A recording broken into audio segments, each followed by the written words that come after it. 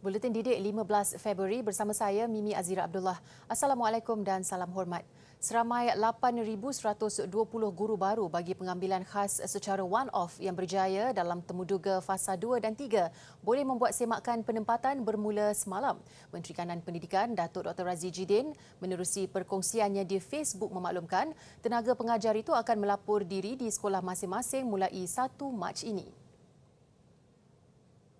Datuk Dr. Razzie berkata pengambilan khas guru secara one-off melibatkan keseluruhan 18,702 orang.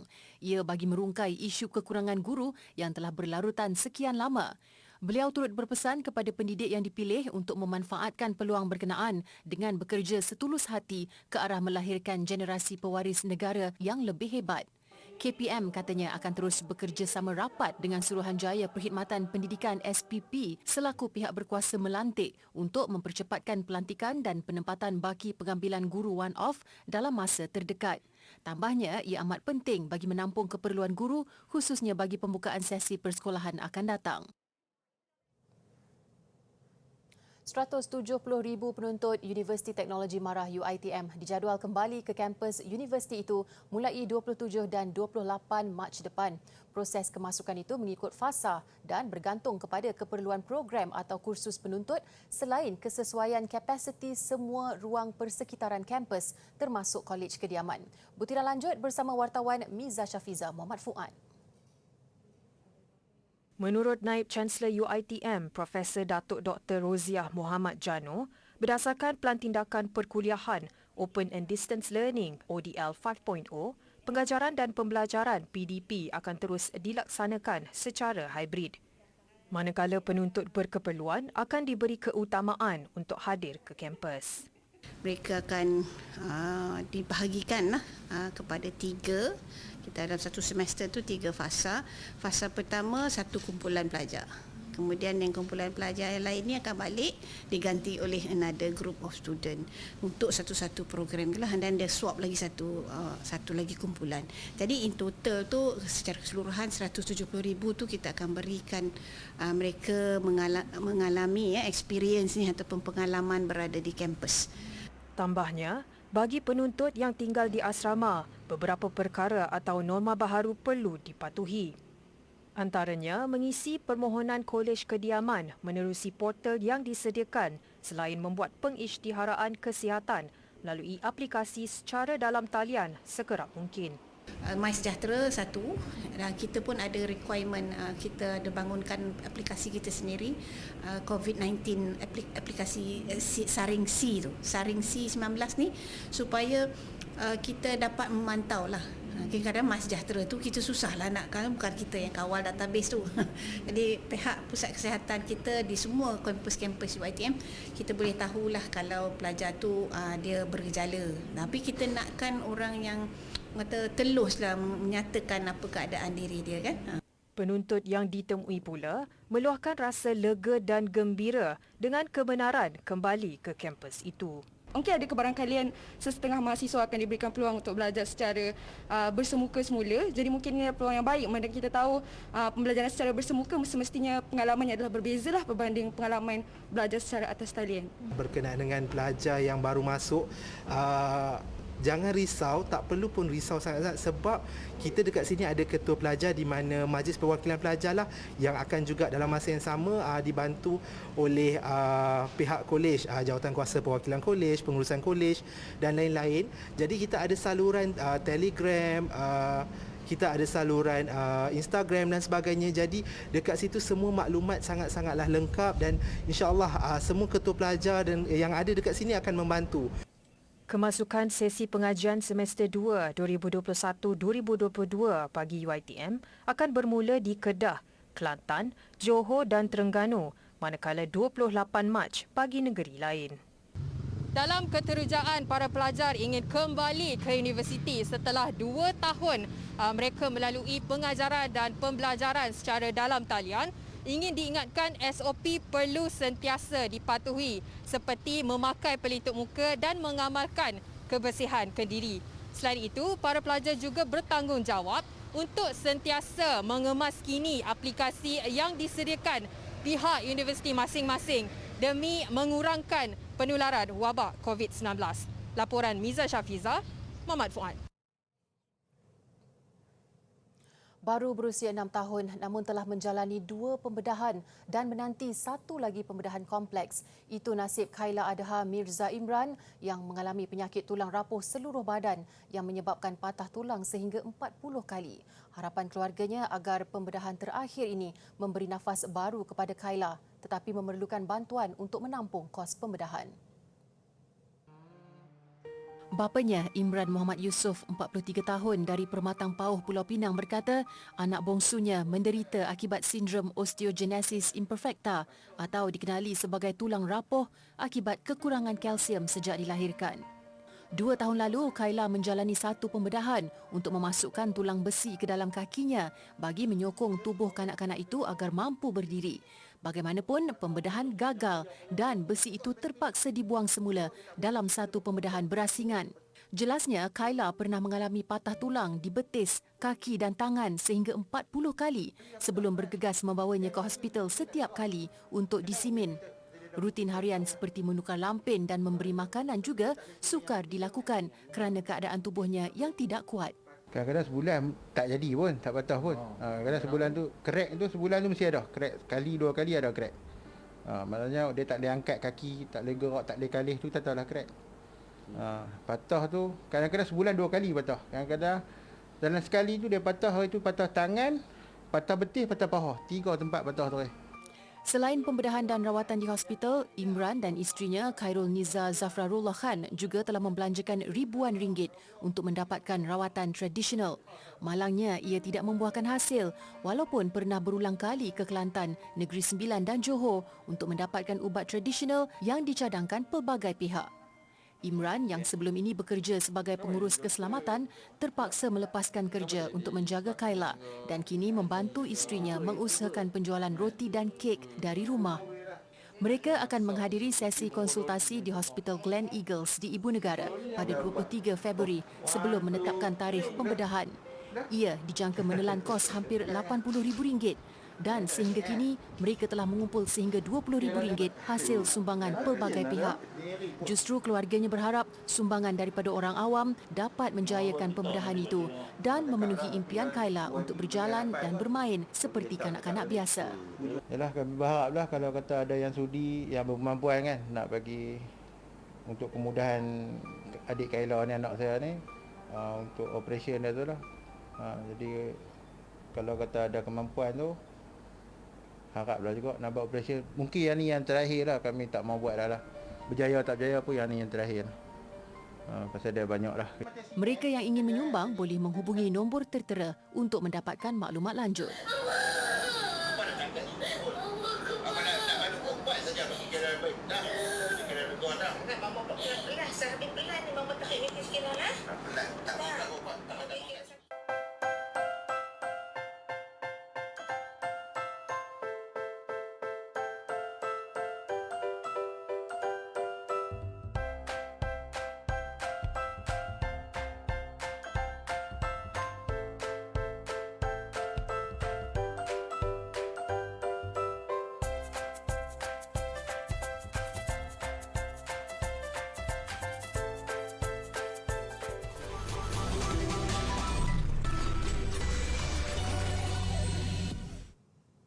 Bertemu kembali.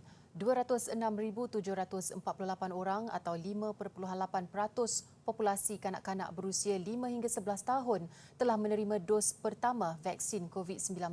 Ia melalui program imunisasi COVID-19 kebangsaan kanak-kanak PKIDS setakat semalam. Berdasarkan data COVID Now, dalam tempoh sama juga, 2,796,021 remaja berusia 12 hingga 17 tahun telah melengkapkan vaksinasi mereka.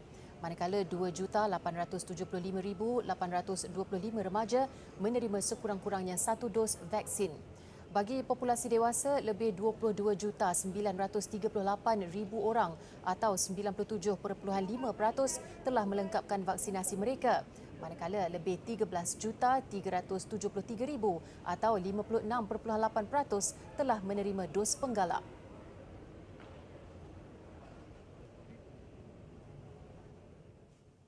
Dalam pada itu, Peak Kids di Sabah diperluaskan ke sekolah rendah. Inisiatif itu dimulakan di daerah Tambunan, membabitkan beberapa sekolah rendah pada Sabtu lalu dengan 60 kanak-kanak menerima dos pertama. Kaki tangan Jabatan Kesihatan Negeri Sabah JKNS dikatakan akan pergi ke sekolah bagi menjalankan program vaksinasi supaya kanak-kanak yang layak diberi vaksin mendapat perlindungan maksimum. Ini memandangkan jumlah kanak-kanak yang dijangkiti COVID-19 di Sabah setakat ini tinggi. Pengarah Kesihatan Sabah, Datuk Dr. Rosnani Mudin berkata program vaksinasi itu akan dijalankan di 1,705 sekolah rendah dengan kerjasama Jabatan Pendidikan Negeri. Perbincangan sama ada ia dijalankan secara berkelompok atau mengikut sekolah masing-masing akan dibuat selepas ini. Justru ibu bapa diminta mengambil inisiatif memastikan anak-anak mereka mendapat vaksinasi kerana pada akhirnya keputusan adalah di tangan mereka.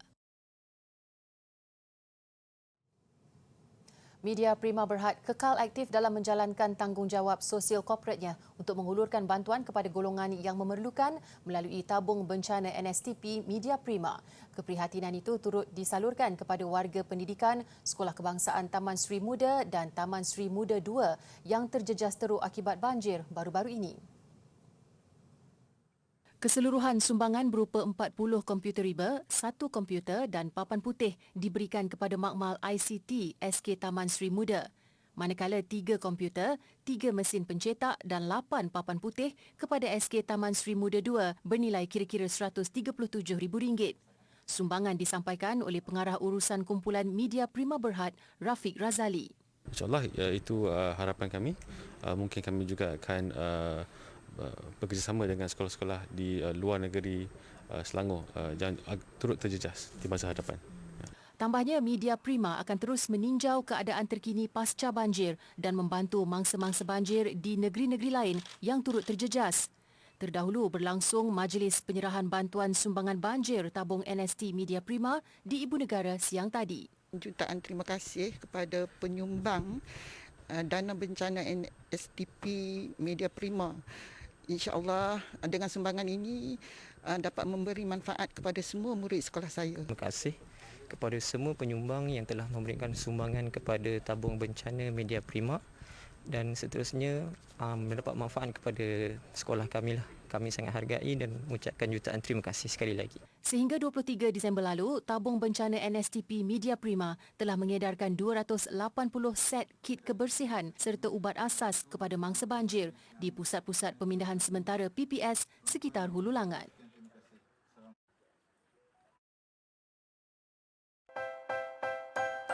Alat muzik rebab ini yang diperbuat daripada kayu keras dan memiliki alat penggesek dan bentuk badannya yang berbentuk agak bujur ke bawah.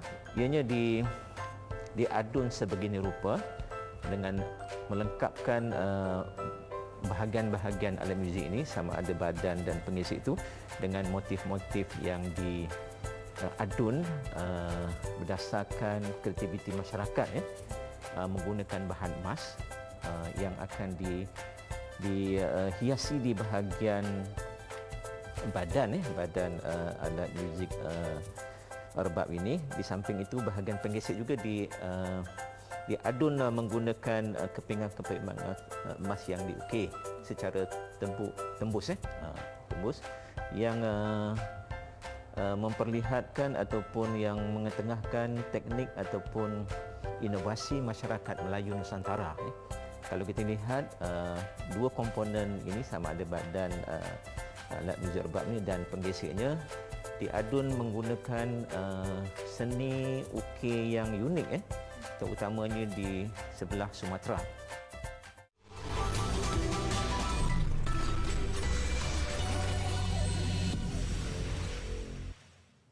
Masih bersama Buletin Didik.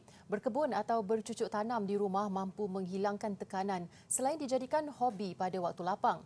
Namun, seorang wanita mencipta kelainan dengan menanam pokok dalam peti sejuk, mesin basuh dan mangkuk tandas. Perkongsian video oleh usahawan Nia Shakira di TikTok memaparkan keadaan halaman rumah ibunya yang dipenuhi pelbagai tanaman dan pokok bunga. Ibunya memilih untuk menyusun pokok bunga dalam peti sejuk lama serta menggunakan barangan terpakai yang lain sebagai tempat untuk meletakkan tanaman. Malah turut kelihatan pokok keladi kesayangan ibunya ditanam dalam sebuah mesin basuh dan beberapa tanaman lain yang diletakkan dalam mangkuk tandas. Nia Shakira memaklumkan ibunya pernah memenangi tempat pertama dalam pertandingan laman paling kreatif sewaktu tempoh Perintah Kawalan Pergerakan PKP.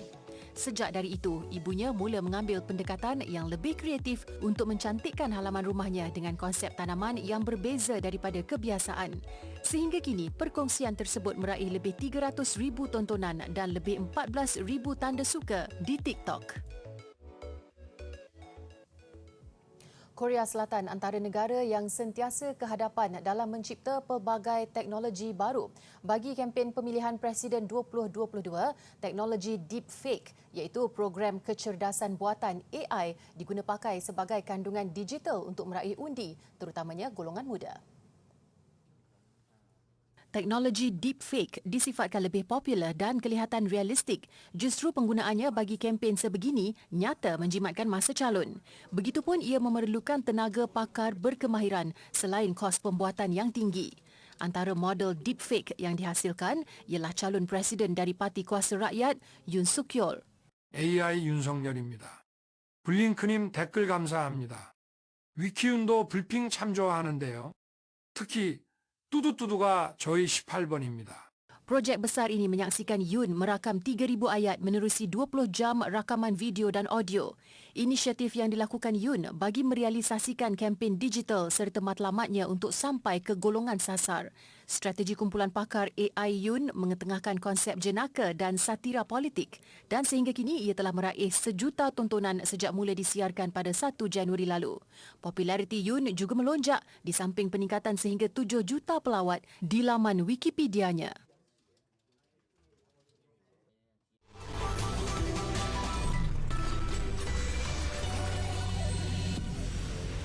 Sukan, skuad Myanmar menarik diri daripada saingan kejuaraan bawah 23 tahun AFF susulan berdepan jangkitan COVID-19. Keputusan itu diumumkan Konfederasi Bola Sepak ASEAN kurang 2 jam sebelum sepak mula perlawanan pembukaan kumpulan B yang memaksa pertemuan menentang Malaysia dibatalkan saat akhir. Persekutuan Bola Sepak ASEAN AFF menerusi pengumuman di laman rasmi menyatakan dihubungi Persekutuan Bola Sepak Myanmar MFF untuk menarik diri daripada kejuaraan bawah 23 tahun akibat penularan jangkitan COVID-19. Bagi mematuhi protokol keselamatan saingan, skuad negara itu sudah pun melakukan ujian rutin sebelum dan selepas tiba di Kemboja. Hasil pengesahan menyaksikan keputusan positif dalam kalangan pemain menyebabkan mereka terpaksa menarik diri untuk mengelak virus daripada terus merebak ke pemain dan pegawai yang dikenal pasti menjadi kontak rapat dan telah diasingkan. Presiden AFF KF Samith menyatakan kekesalan dengan situasi terkini itu selepas memahami keterujaan negara bertanding memulakan saingan. Namun beliau menegaskan keselamatan dan kesihatan semua adalah keutamaan.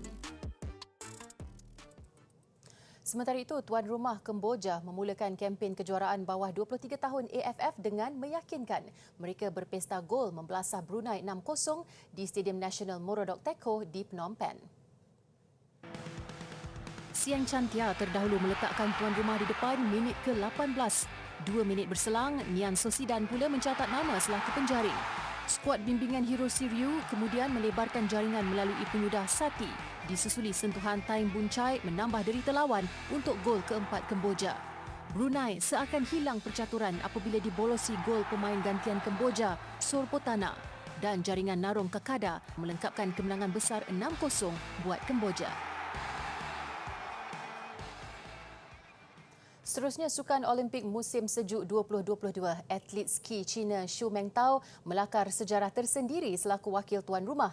Ia selepas melakukan darjah kesukaran tinggi untuk mengungguli acara gaya bebas aerial ski. Xu Mengtao melakukan 3 somersault untuk memperoleh catatan 108.61 mata sekaligus meletakkan dirinya di kedudukan teratas peserta. Lebih membanggakan, ia adalah kejayaan sulung tuan rumah dalam kategori berkenaan. Juara bertahan Hana Huskova pula terpaksa akur meraih pingat perak manakala Megan Meek dari Amerika Syarikat membawa pulang pingat gangsa. Dalam pada itu, sukan hoki ais yang berlangsung di Beijing semakin hampir ke kemuncaknya. Peringkat separuh akhir menyaksikan Kanada menenggelamkan cabaran Switzerland melalui dominasi 10-3. Kanada nyata lebih menyerlah dalam edisi kali ini dengan merekodkan 54 gol berbalas 8 bolos sepanjang 6 kemenangan. Penentuan pingat emas, Kanada perlu berdepan penyandang juara Amerika Syarikat yang menyingkirkan Finland. Baiklah, paparan Festival Igloo di Siberia mengakhiri buletin didik. Ia menyaksikan orang ramai membina lebih 120 igloo di atas sebuah tasik yang beku ketika musim sejuk.